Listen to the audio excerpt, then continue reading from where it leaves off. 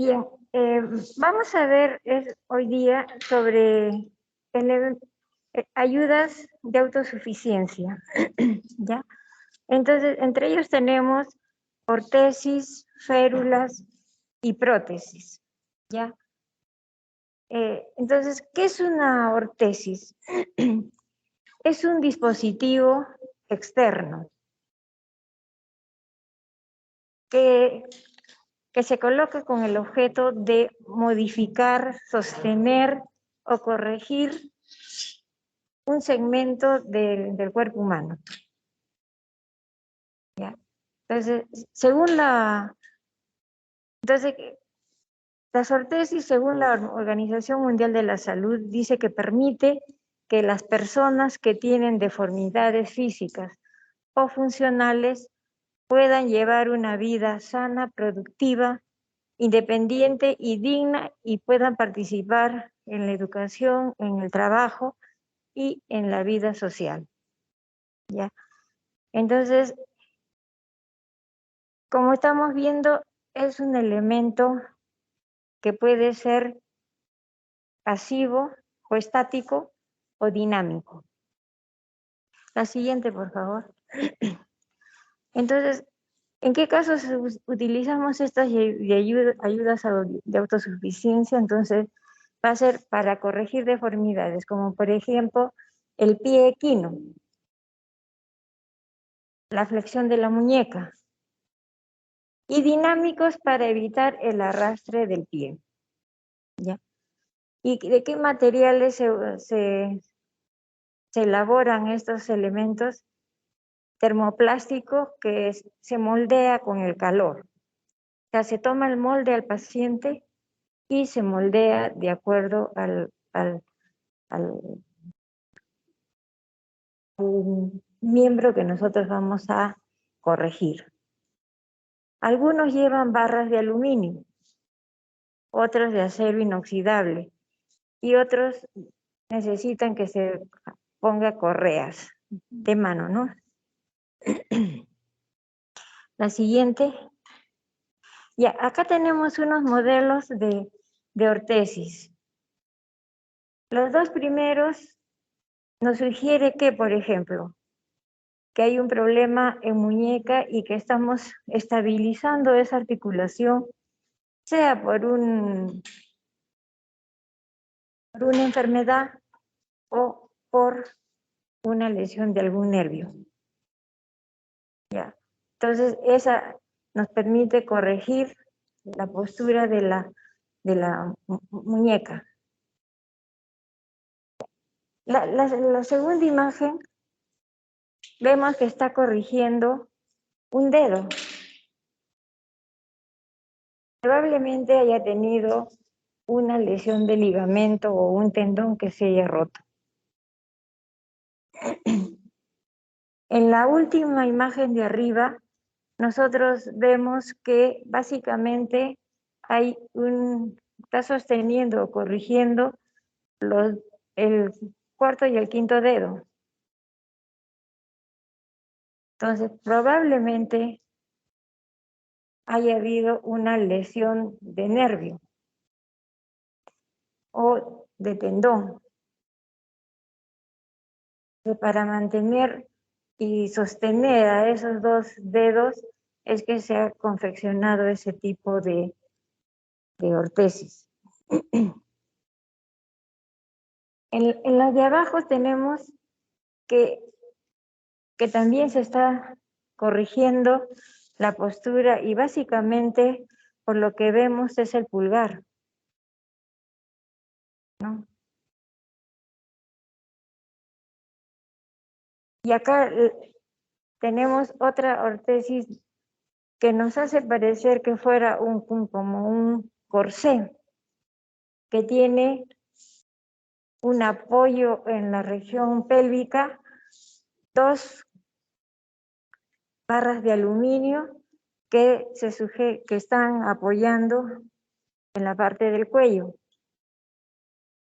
No se ve la parte anterior, pero probablemente también tenga las mismas barras de aluminio con algún apoyo Y eso es para corregir una desviación de columna. Porque vemos que hay un apoyo en la parte dorsal. Y en miembro inferior tenemos acá también una ortesis que nos está bloqueando la rodilla. Entonces, puede haber habido una lesión de algún nervio, ¿no? O una secuela, por ejemplo, de una polio.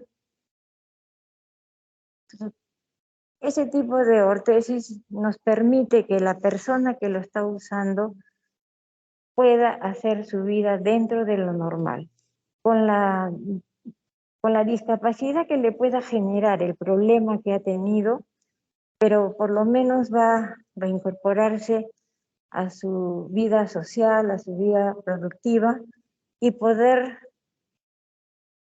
trabajar, poder desempeñarse lo más normal posible. La siguiente, por favor. Bueno, las prótesis.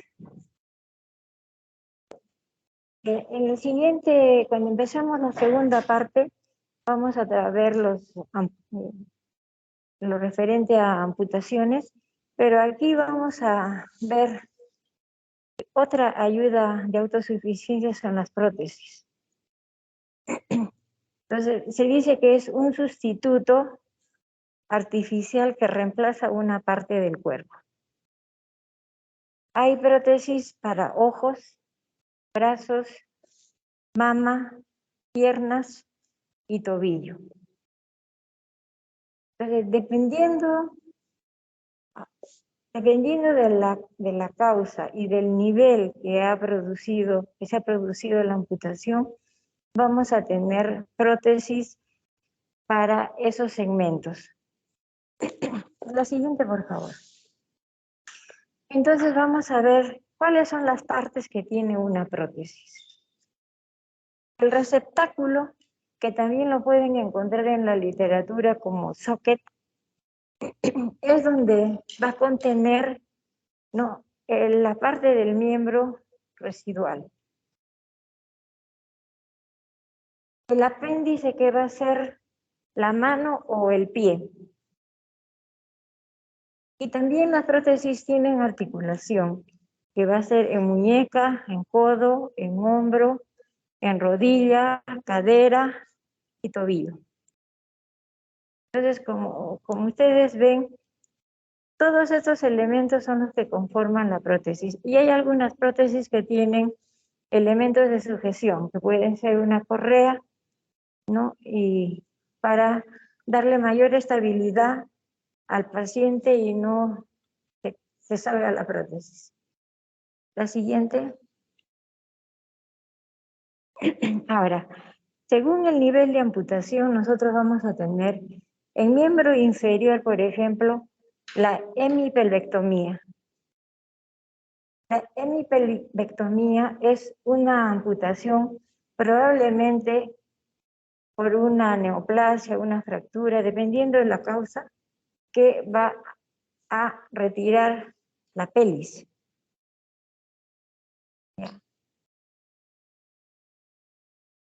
Otro nivel es la cadera, es un desarticulado, o sea, la amputación se produce a nivel de la articulación de la cadera. Por eso es desarticulado de cadera. A nivel del fémur, vamos a tener también diferentes niveles. Si es en la parte media, va a ser entonces F2. Si es más cerca de la articulación, F1, y cerca de la rodilla, F3, ¿no? Dependiendo de la distancia de la articulación, se va a dividir el segmento en F1, F2 o F3. Entonces, mientras más largo sea el muñón, va a dar mayor estabilidad al uso de la prótesis. Después tenemos el desarticulado de rodilla.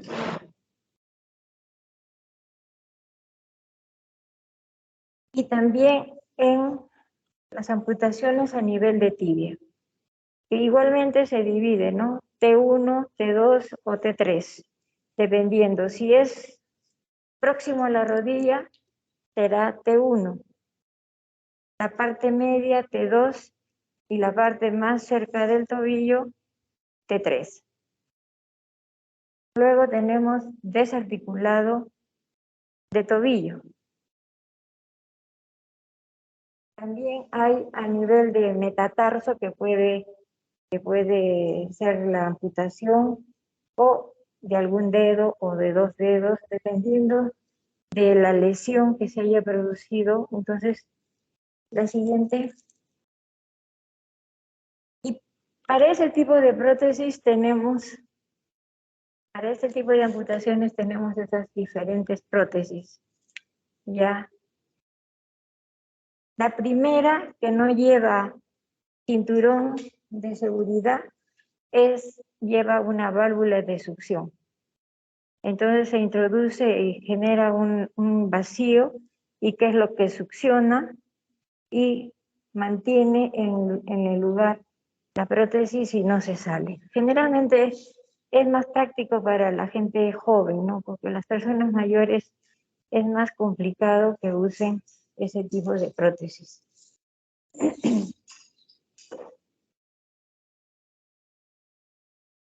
Este tipo de prótesis hay de diferentes materiales. Hay poliuretano y anteriormente había de resina.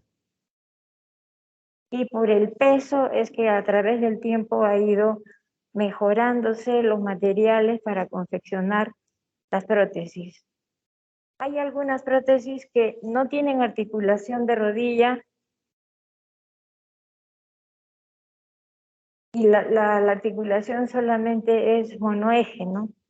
Hay otras que tienen rodillas multieje que permite cierta movilidad de la rodilla. Igualmente el tobillo. Les colocan articulación, entonces eso le permite que cuando caminen haya un pequeño movimiento en el tobillo.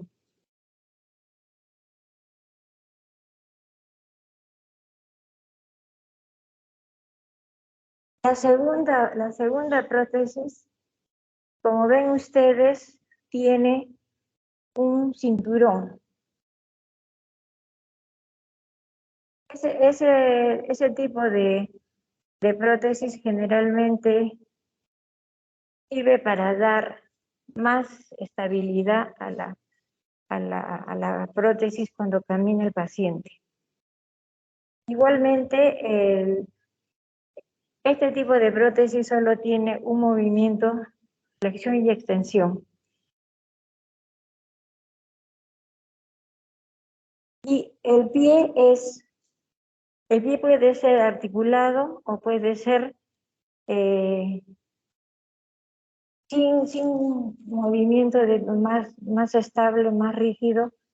No tiene ningún tipo de movimiento, ¿no? El pie Sach puede ser fijo o articulado.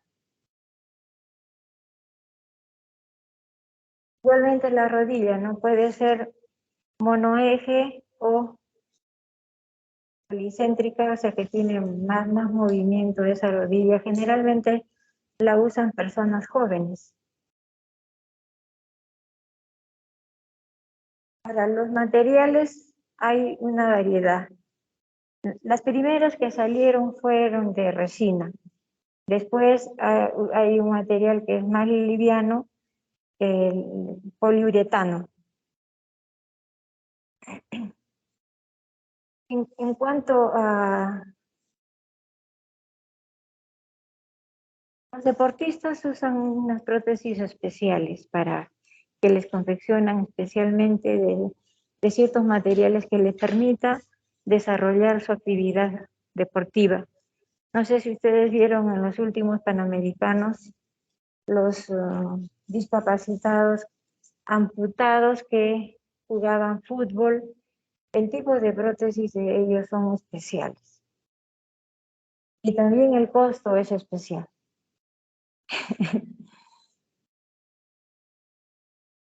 En miembro superior, lo siguiente, por favor.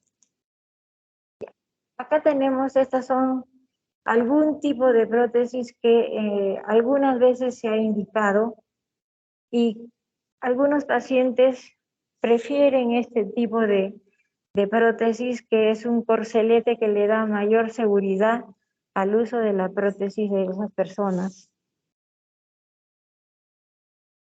Eh, el corcelete que va sujeto al muslo.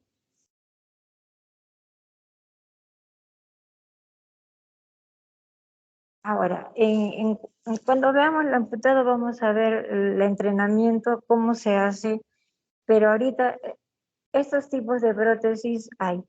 En miembros superiores igual, hay desarticulado de hombro, la escapulectomía cuando se saca parte de la escápula, después puede ser a nivel de húmero, a nivel un desarticulado de codo, igual puede ser bajo codo, desarticulado de muñeca y también amputación de un dedo, dos dedos o transmetacarpiana.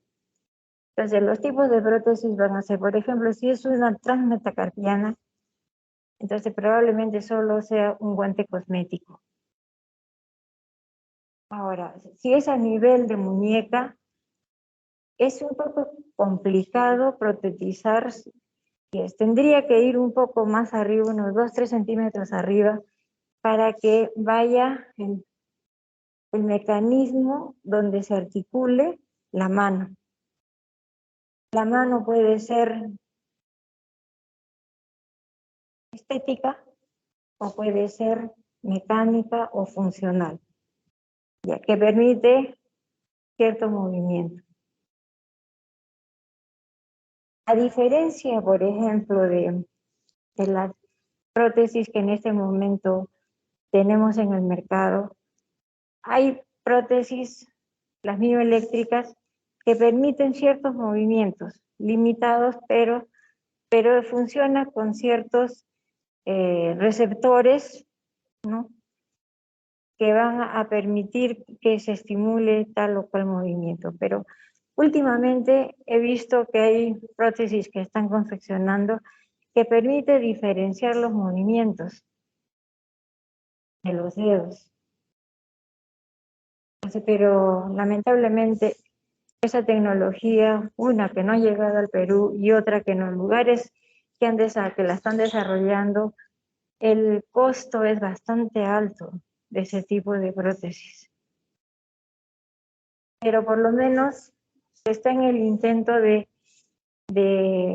elaborarlas y quién sabe, ¿no?, más adelante cuando ya confeccionen más baje el costo, ¿no? Porque creo que están por alrededor de $100,000. Entonces, para una persona es bastante prohibitivo. Las mioeléctricas acá en el Perú, si bien es cierto, es un costo elevado, pero por lo menos eh, algunas personas las pueden adquirir. ¿Ya? Es importante por eso valorar, en el caso de los pacientes que son asegurados, el seguro les cubre, pero no una mioeléctrica y ni mucho menos una de las que actualmente están permitiendo cierto movimiento de los dedos. Dependiendo del seguro, bueno, en el seguro social sí se ha dado mioeléctricas, los seguros privados no sé si al paciente le proporcionen, ¿no? Ahora, dijimos, hay también prótesis que son estéticas, ¿no? Como la del ojo, la de la mama. Porque a no ser de que hagan una transposición de músculo y rellenen la zona donde no, no parezca que sea eh, artificial, ¿no? Pero generalmente es más estética ese tipo de prótesis que funcional. La siguiente, creo que ahí termina. Ahí termina. Bien, para completar algo que quedó pendiente era referente a las lesiones de nervios periféricos. Las lesiones de nervios periféricos ocurren en los nervios periféricos, no son no es en el sistema nervioso central. Y en, en el syllabus hablan de, por ejemplo, lesión, lesión del nervio mediano, radial, cubital y parálisis de Bell. Entonces, por ejemplo, nosotros nos vamos de fiesta el sábado, nos quedamos dormidos, despertamos y no podemos mover la mano. ¿Qué nervio se ha lesionado? ¿O por qué no podemos mover la mano?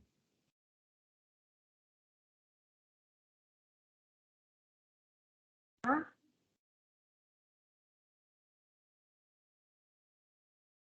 ¿Ah? No, no puedo mover la muñeca, ni los dedos. ¿Qué nervio? ¿Ah?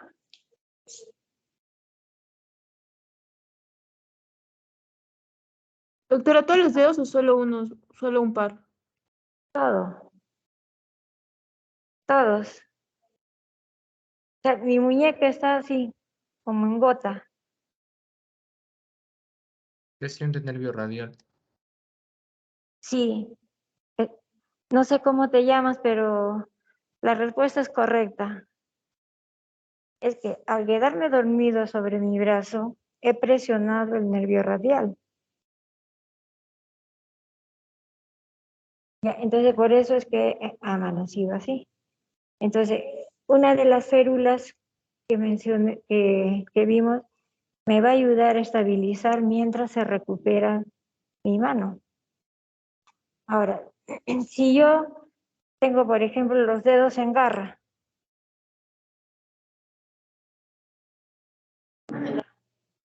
¿ah? Cubital, los dedos en garra, es el cubital. Entonces, ¿y han escuchado ustedes el síndrome de Guillain? Guillain, El G-U-Y-O. del nervio cubital también, doctora. Sí, Cuarto y quinto dedo sí, se sí, adormece. sí. Le da a los ciclistas porque Están, maniobran la mano. no sé cómo te llamas, pero es acertada la respuesta. Eh, eh, el síndrome de Guillain se da entre el pisiforme y el hueso ganchoso del metacarpo. Por ahí pasa el nervio cubital. Pero también el nervio cubital puede afectarse cuando hay algún problema en el codo, porque el nervio cubital pasa bastante superficial por el canal, ¿no es cierto? Si lo tocas y lo presionas, puedes sentir adormecimiento.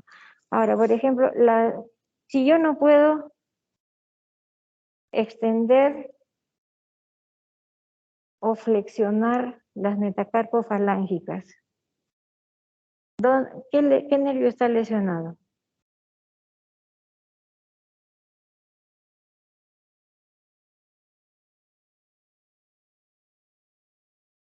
El cubital. El cubital es el que...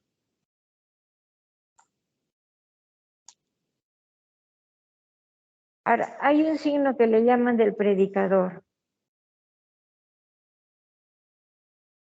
¿Qué nervio está afectado?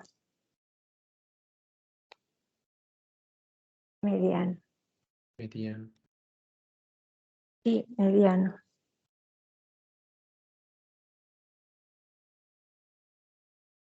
Entonces, es importante porque eso nos indica, esos signos nos indican el nervio que está lesionado y para poder hacer el tratamiento que corresponde.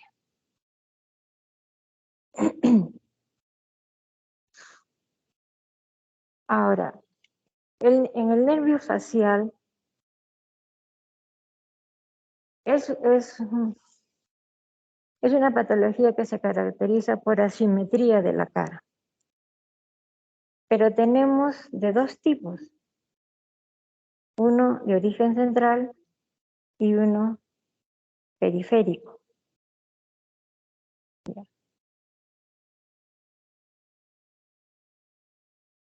La parálisis de origen central generalmente va a comprometer la parte inferior de la cara. Mientras que la lesión periférica va a comprometer toda la hemicara.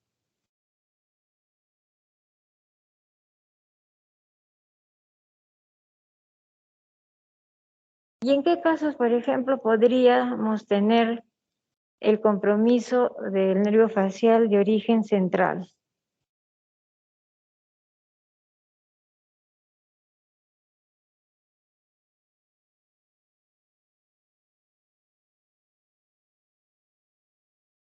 ¿Alguien se le ocurre? ¿Un ACV? Sí. En un desorden vascular cerebral que puede afectar el núcleo central del facial y producir la asimetría, pero de la parte inferior de la cara. Y en la lesión periférica, ¿qué patologías podrían afectar al nervio facial?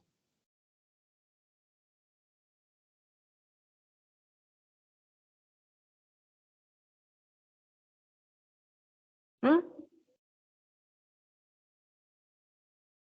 ¿Ah? Doctora, ¿la miastenia gravis?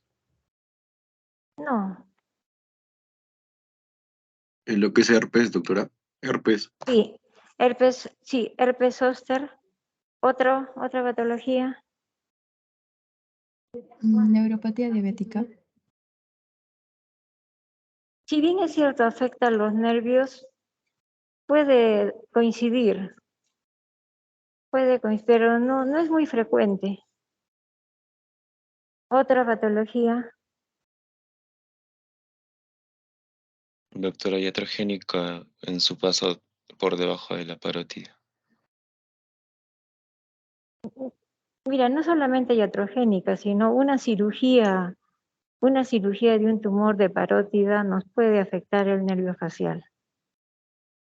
Pero no necesariamente por una iatrogenia, sino porque si nosotros revisamos la anatomía, el nervio para inervar los músculos de la cara va a pasar por la parótida.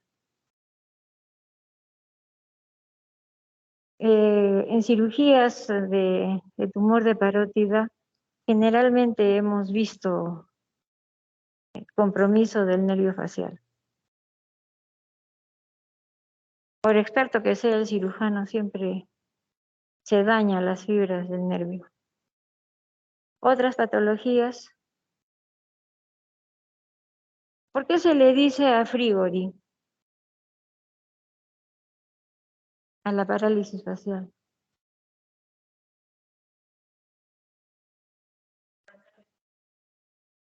¿Mm? Por los cambios de temperatura. Si uno está en un ambiente cerrado, caliente, y sale bruscamente a un ambiente abierto con baja temperatura, puede producir. También un problema de oído, ¿no? La otitis, como dijo. Un proceso inflamatorio en garganta también puede comprometer el nervio facial.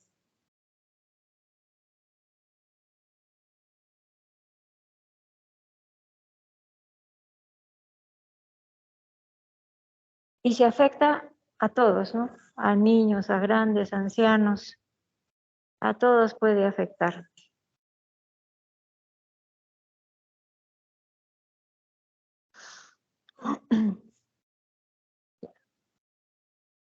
¿Alguna duda?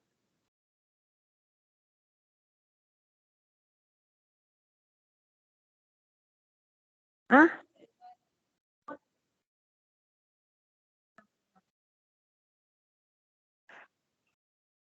Mira, las personas jóvenes se adaptan más rápido. En cuanto a la prótesis, la adaptación es un proceso, ¿no? Hay que fortalecer la musculatura, moldear el muñón, mientras se hace paralelamente el trámite de confección de la prótesis. La prótesis se confecciona a medida del paciente, pero tenemos que hacer un previo entrenamiento. ¿Por qué? Porque hay que moldear el muñón y tratar que reduzca al máximo el edema, porque si nosotros protetizamos inmediatamente que ya se ha retirado los puntos, está la herida sin ningún problema, ¿qué va a pasar? Esas medidas van a disminuir bastante. Entonces, ese receptáculo, ese socket, va a tener que ser cambiado rápidamente. Lo ideal sería, por ejemplo, utilizar un pilón. ¿Qué es un pilón? Es un receptáculo confeccionado a la medida del paciente para que moldee el muñón y él aprenda a caminar. Es como una pata de palo, ¿ya? Que antiguamente los antiguos hacían de madera, para que las personas que en las guerras perdían sus piernas pudieran deambular, ¿no? Entonces, eso es lo que nosotros conocemos como pilón, que sirve. Lo ideal sería para que el paciente realice su entrenamiento y se acostumbre a usar la prótesis y a caminar casi normal, ¿no? No va a ser normal porque va a haber algún tipo de deficiencia, pero por lo menos él se acostumbra a caminar. Los niños, por ejemplo, se adaptan muy bien a la prótesis. Muy bien se adaptan. Tanto que juegan fútbol. Y hay que estarles cambiando continuamente las prótesis porque se van deteriorando por la misma actividad del niño. Cosa que no ocurre tanto en el adulto. Al adulto le cuesta más adaptarse. No sé si ustedes vieron a esa señora mexicana que llegó hace 1 año, 2 años acá al Perú, que le faltan los 2 brazos. Pero sin embargo, las piernas, ella cambiaba a su bebé con los pies, se maquillaba, hacía todas sus cosas. Y incluso le tomaron un video cuando ella se está arreglando, cuando ella estaba... sus piernas eran sus manos. Pero también ese es un proceso de adaptación de la paciente, ¿no? Superó todo y ella utilizó sus pies para cocinar, para hacer todo. ¿Cómo lo hizo? Pero se veía en el video, ¿no? Cómo ella hacía todas sus cosas, incluso tenía un bebé. Por eso, mientras más pequeños ellos empiecen su entrenamiento, más fácilmente se van a adaptar a su discapacidad. Y no va a ser un obstáculo para quedar postrado, ¿no? Pero también es un trabajo largo, permanente, y no solamente pues, va a ser el terapeuta, sino también el psicólogo, el terapista ocupacional que va a ayudar en todo en esta evolución de recuperación de las personas.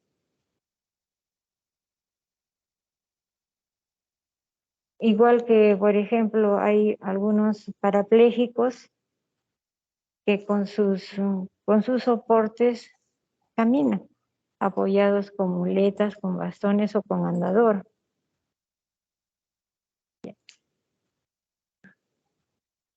¿Alguna pregunta?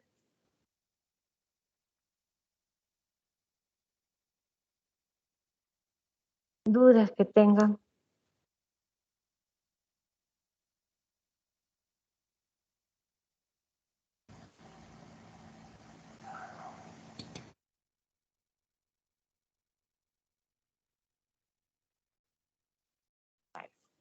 En este tipo de prótesis hay dos, unas que son de resina, les dije, y unas que son endoesqueléticas, o sea que dentro llevan un tubo, ¿no? Y es el que se articula.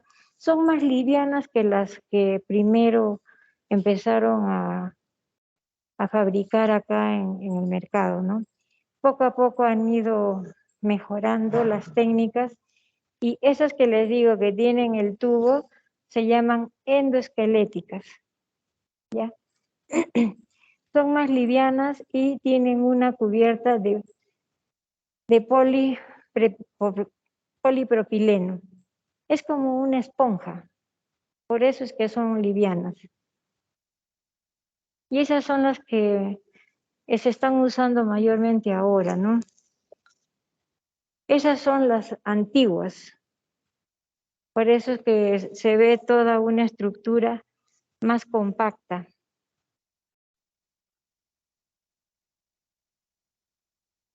Esas endoesqueléticas son las que se utilizan más y como si son más livianas también. Estas por lo menos pesan 4 kilos. Son más pesadas. Pero hay unas personas, por ejemplo, que cuando se les ha dado por primera vez este tipo de prótesis que son más pesadas, cuando les cambiamos a las endoesqueléticas, como que no se adaptan porque están acostumbradas ya al peso que tenía la anterior. Tanto si es una abajo rodilla como si fuera una arriba de rodilla. Entonces, no, como que pierden un poco la estabilidad porque son más livianas. Ya ellos están acostumbrados al peso que tenía y que les daba más seguridad al caminar. Por eso a veces es preferible consultarle, ¿no? ¿Quiere uno igual así o una prótesis así o le cambiamos a una más liviana? No, así nomás, ya estoy acostumbrado a eso. Por eso ya el paciente está acostumbrado a usar.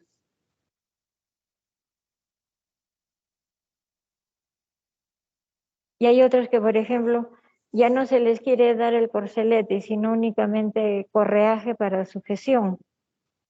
No, que quiero así.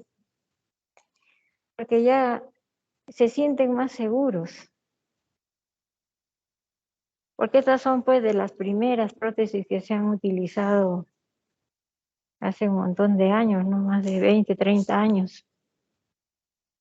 Con corcelete se le llama a ese sistema de sujeción.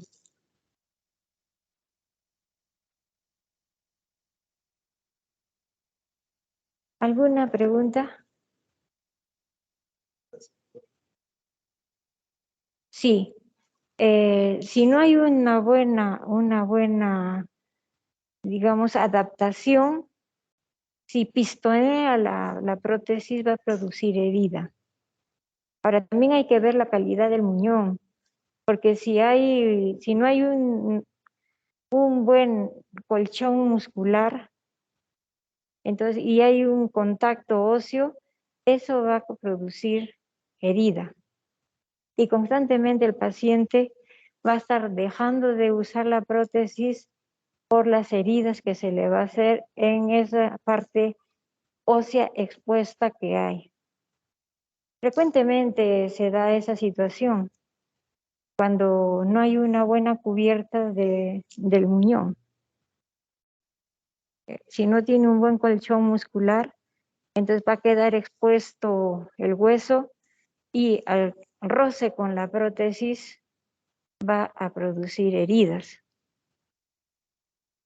Algunas veces se infectan y en otros casos, por ejemplo, los traumatólogos van a tener que ir a amputar probablemente más arriba, ¿no? Porque la consecuencia de eso es una osteomielitis en esa parte del hueso y difícil de solucionar. Al producirse esa osteomielitis, entonces, y no sana con un tratamiento médico, con curetajes que se haga, entonces va a tener que recurrir a una cirugía mayor. Es importante también evaluar bien el nivel de amputación para que haya una buena protección de la parte ósea que queda. Porque si no, los que van a hacer traumatología, eso tienen que tener bastante en cuenta. Porque ¿qué pasa a veces? Dice, no, vamos solamente, por ejemplo, hay una herida en un dedo. Vamos a hacer una cirugía médica mínima. Vamos a extirpar el dedo. Pero si no hay una buena circulación, no va a haber una buena cicatrización. Y de repente después va a tener que ir a un nivel más alto. Porque no va a cerrar la herida, se va a necrosar. Entonces, por eso es importante, antes de cualquier amputación hay que hacer una evaluación desde el punto de vista vascular para que se vea si solo es una cirugía mínima o se tiene que ir un poco, o tiene que ser más amplia la cirugía, ¿no? Por eso cuando estuvimos hablando sobre calor, cuando vamos a aplicar calor o frío, porque tenemos que tener en cuenta y a evaluar es la sensibilidad y la circulación. ¿Ya? Porque si yo pongo calor y es una parte que no tiene buena sensibilidad, el paciente no va a sentir que se está quemando. Y lo voy a estar quemando. Ahora, el calor que produce, dijimos, aumento de flujo en la zona que estamos tratando. Y si no hay una buena circulación, va a llegar más sangre y ¿qué va a pasar? También va a producir una necrosis. Y eso va a conllevar a que ese segmento se tenga que amputar. Por eso cuando nosotros indicamos algún tipo de tratamiento, tenemos que considerar todas esas opciones. ¿Qué ha pasado algunas veces en pacientes con paraplegia? Me duele la rodilla, se le ha puesto compresas o algún tipo de corriente. Pero como no siente el paciente, se ha quemado. Se quema. Y eso que conlleva de que retarde su recuperación y se complique porque puede haber infección, ¿no? Y de una u otra manera el paciente se ve más afectado en su recuperación porque primero hay que curar la herida para después seguir el tratamiento. Es importante por eso, si ustedes alguna vez les dicen, ponme una bolsita de agua caliente, hay que ver. Porque también se ha dado casos de que personas que tenían los pies fríos, para calentar sus pies se han puesto una bolsa de agua caliente y se han quemado. Es otra opción que ocurre también frecuentemente. Bueno, ahora ya casi mucho no, pero antes las abuelitas usaban mucho las bolsas de agua caliente. Pero se corre el riesgo de que se puedan quemar los pacientes. Es importante esas consideraciones para no producir una iatrogenia en el paciente.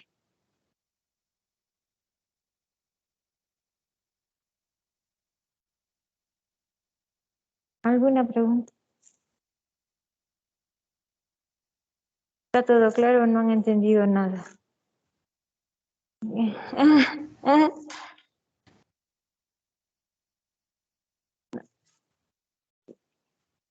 Es importante leer, lean bastante. Lamentablemente en nuestra carrera todos los días sale algo nuevo. En técnicas, en tratamientos, continuamente tenemos que estar revisando. Y bueno, ya cuando ya entren al internado, ahí se van a dar cuenta lo importante que es leer. Y ya cuando salgan al SERUM es peor, porque ahí ya son médicos y ya son responsables. Entonces por eso siempre aprovechen al máximo. Lamentablemente les ha tocado una época difícil.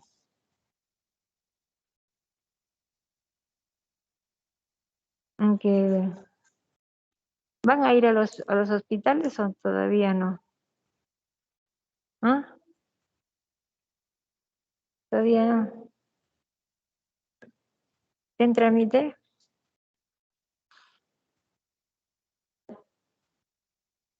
Porque no es lo mismo ver que escuchar y palpar.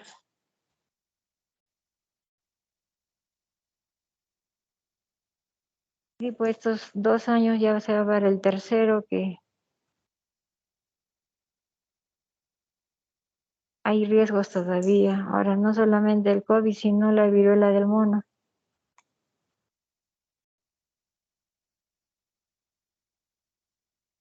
Y han prorrogado 1 mes más el estado de emergencia.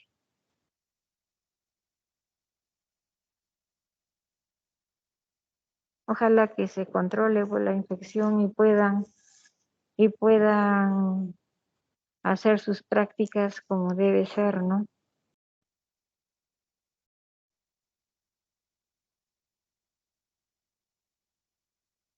¿Alguna pregunta?